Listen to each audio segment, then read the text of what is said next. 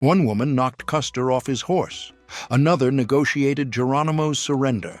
A third was officially listed as a combatant, the only Native American woman held as a prisoner of war by the United States. Hollywood has never made a movie about any of them. These are 20 real documented women. And number 20? She fought the Army for 30 years and was never captured in battle. Number 1, June 1876, Battle of the Rosebud, Montana. General Crook's soldiers open fire, and a Cheyenne warrior falls from his horse, wounded, in the middle of the battlefield. No one can get to him. Then a woman spurs her horse and rides straight into the line of fire. Her name, Buffalo Calf Road Woman. She pulls her brother up behind her and gallops away under the bullets. To this day, the Cheyenne call that day where the girl saved her brother. 8 days later, she was at Little Bighorn, fighting alongside her husband against the 7th Cavalry. And here's the part almost nobody knows. In 2005, after more than 100 years of silence, Cheyenne elders revealed what oral tradition had preserved. It was her blow that knocked George Armstrong Custer off his horse. The woman who helped take down America's most famous officer died in 1879, with no movie, no statue, and almost no record of her. Number 2. At 24, Mochi watched her own mother get killed in the Sand Creek Massacre in 1864, and she only survived because she hid among the bodies. What she did next is the part few people talk about. Instead of running away, she took up arms. For 11 years, she rode alongside her husband, Medicine Water, fighting as a Cheyenne warrior, and the U.S. Army itself documented her attacks in official reports. In 1875, she was captured and sent to Fort Marion in Florida. And here's the detail that changes everything. On her record, the Army did not write warrior's wife. It wrote combatant. With that, Mochi went down in history as the only Native American woman officially held as a prisoner of war by the United States. A rare acknowledgement coming from the very enemy she had fought for more than a decade. Number 3, June 1876. Tashena Mani, known as Moving Robe Woman, was gathering wild turnips near the Little Bighorn River when the gunfire started. Minutes later, the news came. Her younger brother, Deeds, had been killed by Custer's soldiers. She did not hide away and cry. She tied back her braids, got on her horse, and headed for the front lines, shouting for revenge. Warriors who were there said decades later that she rode ahead of the men. Rain in the Face, one of the most respected fighters, admitted that her courage put anyone who hesitated to shame. According to him, seeing a woman in battle made the warriors fight twice as hard. That day, the 7th Cavalry was wiped out, and among those who brought down Custer was a woman who, just hours earlier, had only wanted to gather roots to feed her family. Number 4, Pretty Nose, June 1876. Custer leads the 7th Cavalry straight into a trap at Little Bighorn, and among the warriors that day is a woman, Pretty Nose, of Arapaho and Cheyenne descent. 2 years later, a photographer captures her face at Fort Keogh, and that image still exists today. Most people look at it and have no idea who they are seeing. Her own grandson, a Navy veteran, confirmed it. Among her people, Pretty Nose held the rank of war chief. And here's the part that is hard to believe. She lived until 1952 and reached the age of 101. She spent her final years on the Wind River Reservation in Wyoming. The woman who faced the cavalry on horseback lived through 2 world wars and saw airplanes crossing the sky over the same plains where she once fought. Hollywood never touched this story, but the photo is still there, proving it all. Number 5, Ahopsta. Picture a battle on the plains in 1869. Cheyennes against Shoshones, dust, horses, shouting everywhere. And in the middle of it all, a woman. Ahopsta, the yellow-haired woman, daughter of chief stands in timber, charged forward with a spear in her hand. Cheyenne elders say, and ethnographers confirmed, that she took down a Shoshone warrior right there and took his scalp. Among the Plains nations, counting coup was the ultimate proof of courage, reserved for men who faced the enemy up close. That night, in front of the council and the witnesses, she told the story of what she had done by the fire, following the same ritual as the warriors. No one challenged her. She met the toughest standard there was and became part of her people's memory as a true warrior, and her name has been passed down through generations in Cheyenne accounts to this day. Number 6. The Other Magpie. June 1876. Battle of the Rosebud. In the middle of hundreds of armed men, a Crow woman entered the fight carrying nothing but a wooden club. No rifle, no bow. What she did have was a score to settle. The Lakota had killed her brother. Witnesses said she charged forward, spitting toward the enemy and shouting that it was her ammunition.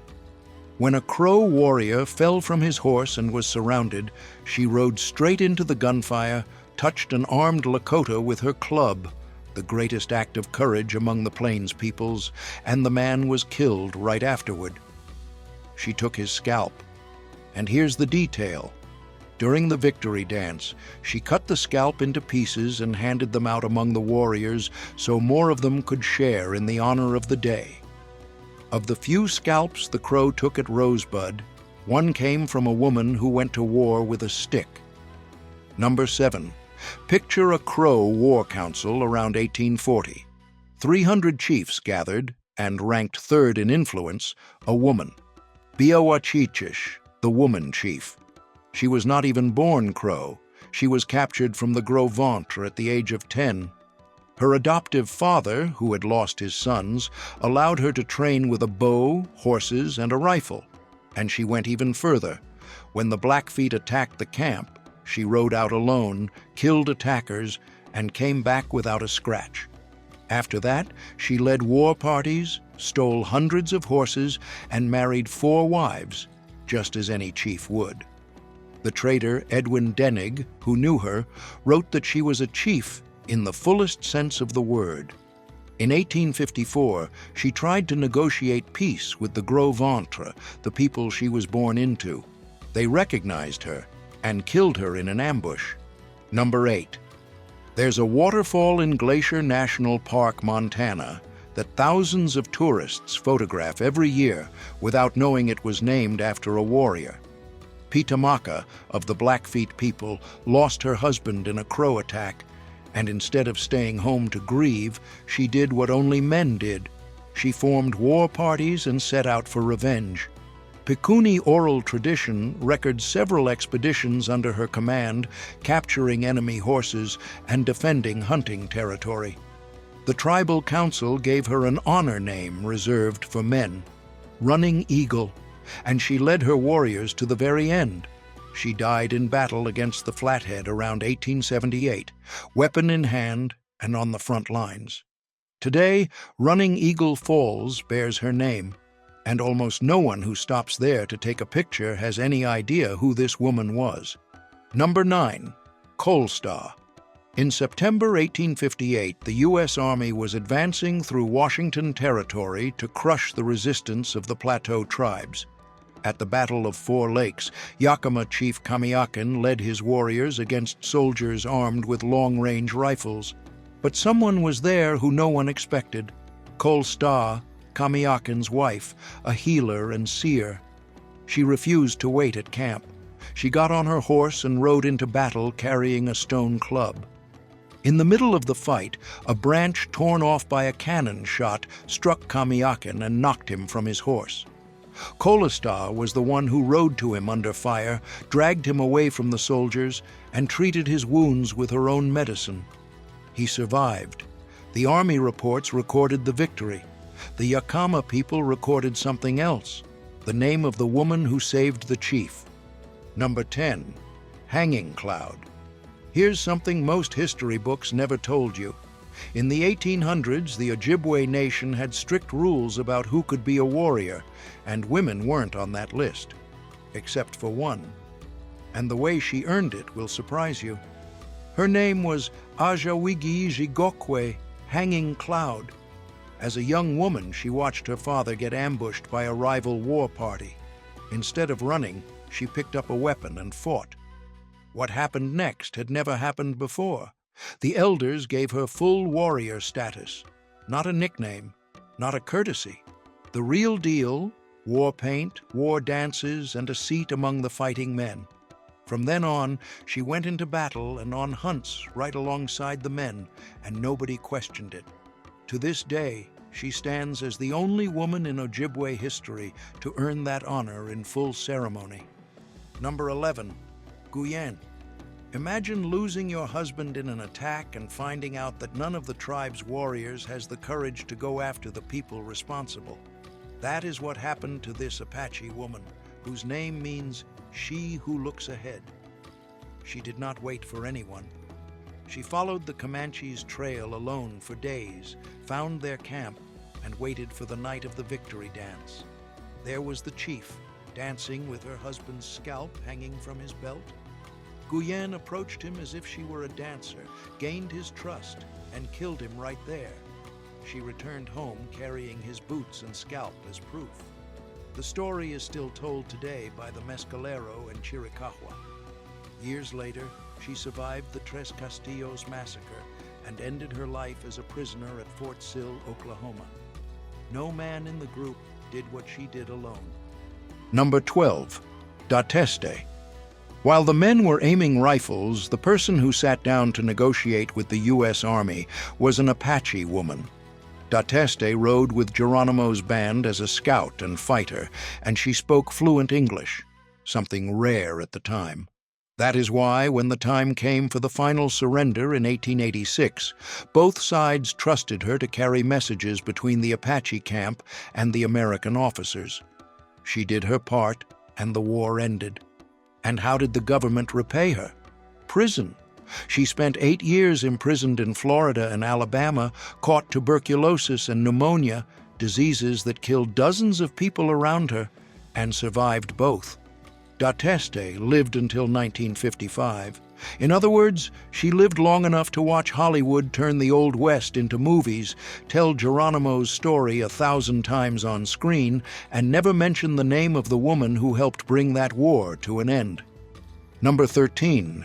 In 1785, in Spanish California, a 24-year-old woman did what few men dared to do: stand up to an empire. Toypurina was a healer of the Tongva people, respected by villages throughout the region. When Mission San Gabriel expanded onto her people's lands and banned their rituals, she helped unite 6 villages in a plan to attack the mission at night. But someone gave away the secret, and the soldiers were waiting. Arrested and brought before the colonial court, she did not bow her head. She looked the Spaniards in the eye and said, with every word recorded in the official record, "I hate the priests and all of you for living here in my homeland." Her sentence was exile. She was banished forever from the place where she was born. 200 years later, Toypurina became a symbol of indigenous resistance in California, but her name remains more alive in university textbooks than in the public's memory. Number 14. Nanyehi, or Nancy Ward. In 1755, during the Battle of Taliwa, an 18-year-old Cherokee woman was doing something few people would imagine: chewing her husband's rifle bullets to make them more deadly. When he fell beside her, no one expected what came next. She picked up the weapon, stood up, and led the Cherokee warriors to a victory that had seemed lost. Because of that, she was given the title of Gigao, the beloved woman, something extremely rare.